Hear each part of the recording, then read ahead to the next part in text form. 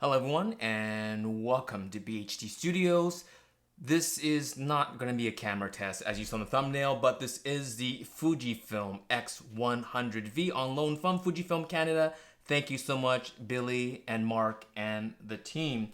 Now it is time for me to replace my aging 2015 MacBook Pro 13-inch, and I bought it in 2016 because I didn't like the 2016 MacBook lineup. I didn't like the touch bar. I didn't like the keyboard feel. Luckily, it was just a sense that I felt that the travel was way too shallow and I just didn't like the feel of it. And I wanted all the ports. If you take a look at this, we have the MagSafe connection. We have two Thunderbolt 2.0s, a 3.0 USB Type A, and headphone. And on the other side, we have another USB 3.0, a HDMI, and a SD card. And to go from this to either just two Thunderbolt or even four Thunderbolts, back in 2016, everything I owned and pretty much everything you can buy was still in the USB-A type. It just didn't make sense for me, but I did make sure I had 16 gigabytes of RAM. I made sure I had a 512 gigabyte hard drive in here. I really noticed how slow it was. And so for about the last 2 years, I was considering getting a iMac, but when I started hearing rumors of the M1, I thought I would wait. So which one did I pick? I didn't give it away in the thumbnail, and I didn't give it away in the title, but I ended up going with the MacBook Air. But this isn't it. This is actually my 2014 MacBook Air 11-inch, which I gave to Camera Girl, and she loves this thing. She loves the size. I actually love traveling with this because of its compact size and weight. That little bit of that tapered design makes a huge difference when you're traveling the world. And so I enjoyed using this, but it was time to upgrade from this to the 2015 MacBook Pro. Here we go, drum roll. I still went with the MacBook Air 13-inch M1. And I know there's a lot of people doing comparisons between the M1 MacBook Pro and the MacBook Air.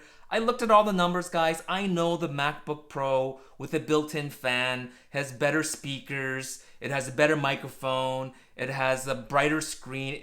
Everything about it is better, but considering where I'm coming from, considering I'm coming from a 2015 MacBook Pro and moving up to even the lowest performing M1 computer, the amount of money I would have to spend to get similar performance other than the M1 system. So imagine me buying another MacBook Pro 13-inch or even a 16-inch MacBook Pro. I would be probably spending $2,000 more than this Air to get similar or even less performance than this. And so for me, it made sense to get the MacBook Air, and here I'm gonna explain why. So first things first, I don't want to spend money that I don't have to spend, especially when it comes to computers. If I can skip the computer step, so if I take a photo or shoot a video and I don't need to touch the files, I could either have someone like an assistant that does all the organizing and the posting for me, or someone does all the video editing for me.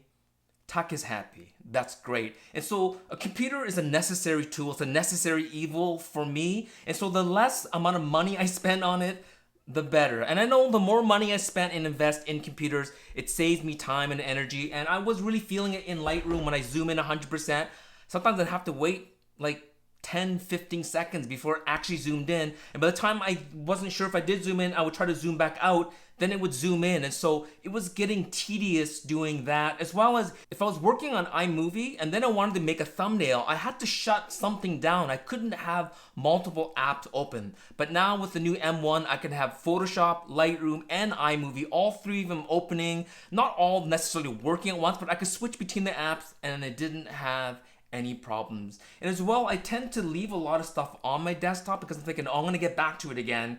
And because it's a laptop and not a desktop, you know, you have finite amount of space on your computer. So I had 512 on my MacBook Pro, which was great back in 2016.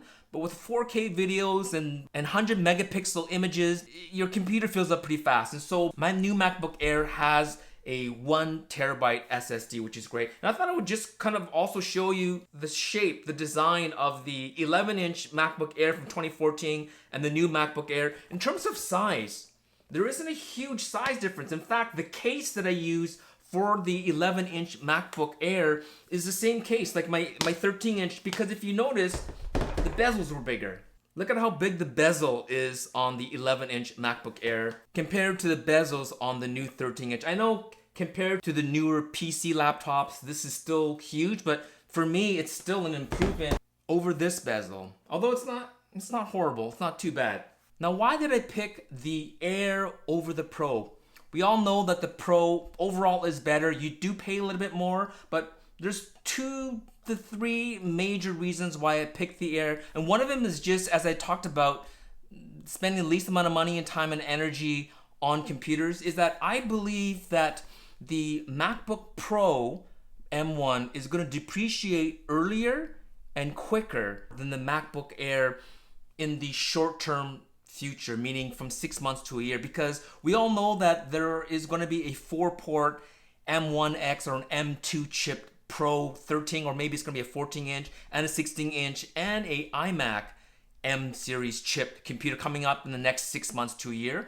And the MacBook Pro 13-inch M1 is going to be replaced very soon. And when it's replaced, the market's going to be flooded with the 2-port Gen 1 M1 MacBook Pro. And the prices are going to just naturally drop. They're not going to replace the M1 MacBook Air anytime soon. There's already a 2020 Intel MacBook Air. And so they came out with 2 versions of the 13-inch Air in the same year. So it's going to be at least a year before this is being released. From a practical viewpoint, it makes sense to get this. But you guys might be thinking, but Taki, don't you want more performance? Going from my 2015 to a M1 MacBook Air, I'm getting, if you look at the benchmarks, I'm getting 5-6 times the performance of this. So I'm already leapfrogging what I'm already used to. So I'm happy with the performance that I'm getting out of this. But as well, I am considering buying a desktop, and I have been for a while. I go back and forth between my studio here as well as home, and I need to bring tons of peripherals, external hard drives, external keyboards. I have an external monitor here at my studio, and it'd be nice for me to just have a dedicated computer here at my studio and then have a laptop to go back and forth between home and the studio if I need to do a little bit of light work at home. But as well as when I travel, I do need a portable laptop. Now, when I went to Toronto, I did try to use my iPad as a replacement for a laptop. I just can't do it. There's specific uses for an iPad, and I use my iPad every day. I almost use it as an extension of my iPhone. I'm not on my phone very often, especially now because of the pandemic. We're all indoors most of the time. I barely look at it, but I just like the larger screen real estate on the iPad. And so when I travel, I definitely would travel like this.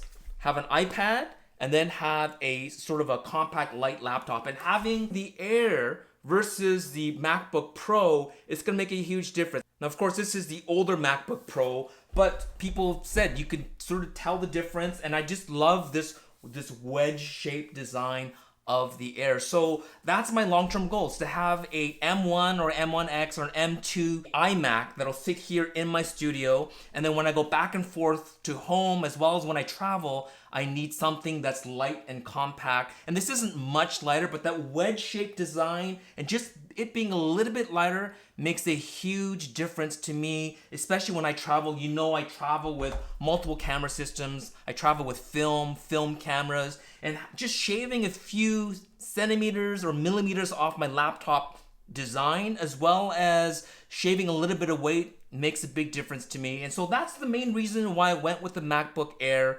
for the depreciation factor, for the fact that when I get a iMac desktop, that I feel that the iMac desktop with the MacBook Air is actually overall a better combination.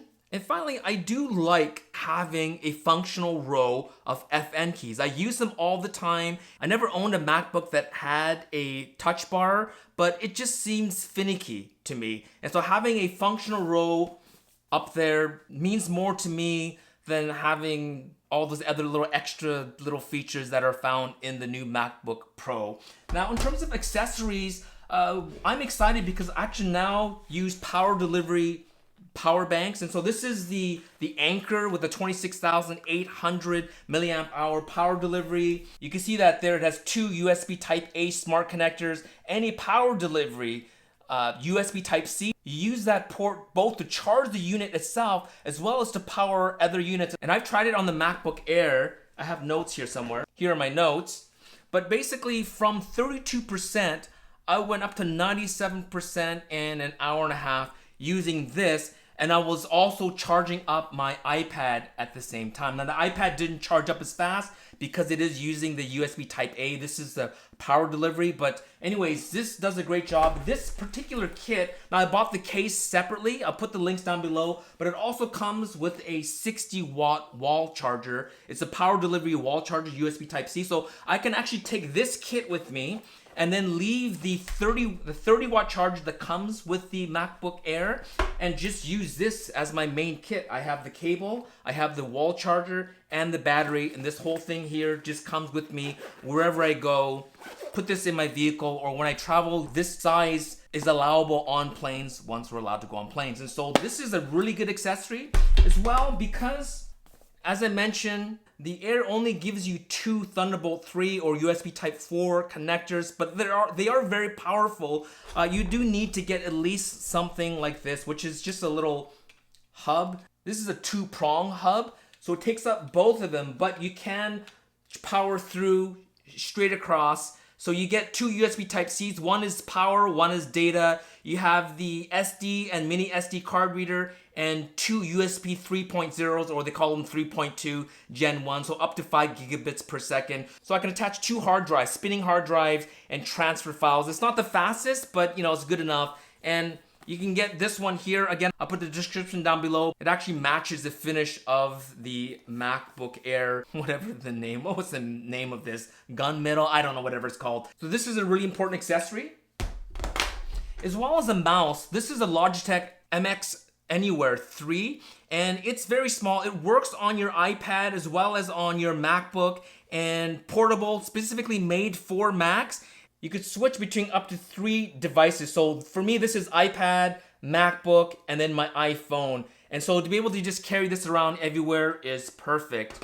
Another accessory that I always carry around is a portable keyboard. Now I love this keyboard. I actually have both colors. I have the gray K380 as well as the white one, but this is specifically for Mac because, as you can tell, the top row of FN keys has the standard Mac controls like brightness, volume, stuff like that. As well, again, you have the 3 different settings for 3 different units. So for me, again, this is iPad, MacBook, and iPhone. And so whenever I'm traveling or even when I'm at home and I put my MacBook on a stand, having a keyboard like this is great. So I've only had the M1 Mac for just a couple of weeks. I did that quick sort of whatever that's called. It asks you, are you transferring from an old MacBook? And I was thinking about, should I do a clean install or just pull everything from my old MacBook to my new? And I thought, you know what? I have so many running projects, so many folders and files. I don't have time to sort through it all. So I did do that automatic transfer, which is really great for Mac that you can do that. And I was up and running within a couple of hours, but so far I do like it. In terms of the keyboard, those of you that are used to the older 2015 or even like an older Air, I actually do prefer the older scissor switches over this new one. This one is sort of between the Butterfly and the older scissor switches, definitely way better than the Butterfly, like way better. But still, I like the feel.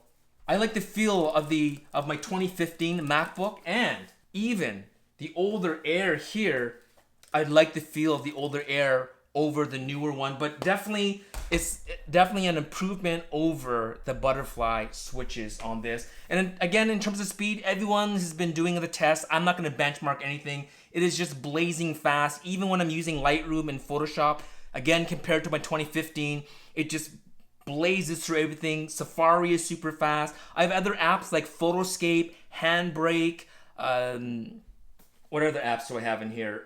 And iMovie, which is my main video app that I use here. I know I haven't gone to Final Cut, but I just kind of don't want to learn it yet. Eventually I'll learn it. But for now, iMovie is good enough. It just flies through it. And as I mentioned, I could be working on a thumbnail in Photoshop, switch back to iMovie, work on something, and then go into a catalog in Lightroom, pick out a picture, drop it into a folder, and just keep on working. With my old 2015 MacBook Pro, I couldn't have more than 2 projects in iMovie. I'd have to like delete it every time because my computer would run so slow. Or if I open Lightroom or Photoshop, I'd have to shut down iMovie, and I don't need to do anything with this new MacBook. So if you have a 2019 or 2018 MacBook Pro 13 or 15.6 or 16 inch, the difference is going to be less dramatic. But I'm talking to you, those of you that are like me that have the older MacBooks from 2015 or even older pre-Butterfly keyboards. I think there's a bit of a downgrade when it comes to the keyboard, but you know, keyboard is a real personal taste, but everything else is blazing fast. So I wouldn't fret over MacBook Pro or MacBook Air because you know that 2 hours of longer battery time, well, it's still more than double what my 13-inch MacBook Pro did from 2015. Everything is double, triple, quadruple in terms of speed, power, efficiency. So I don't think you can go wrong with either. But if you're like me and you're planning to also get another Mac desktop, either the Pro or whatever you are, you're gonna upgrade in the future. Like for instance, I can see someone having a MacBook Air for like light travel, sort of, you know, kicking it around or as a secondary computer, and then when the new 16-inch comes out and you just stack it and you put max everything, I don't see it being weird having a 13-inch Air and a 16-inch MacBook Pro. But I think having a 13-inch MacBook Pro and a 16-inch MacBook Pro, I don't see really a great advantage. So for someone like me, the 13-inch MacBook Air is perfect. For someone like you, maybe your setup is going to be a little bit different. But that's my current setup. And we actually do have another computer video coming up. And it's going to be a Windows PC computer. See, I've always had 2 computers. This is my current Windows PC computer. It's an old one. If you guys even, can you guys even tell what this is?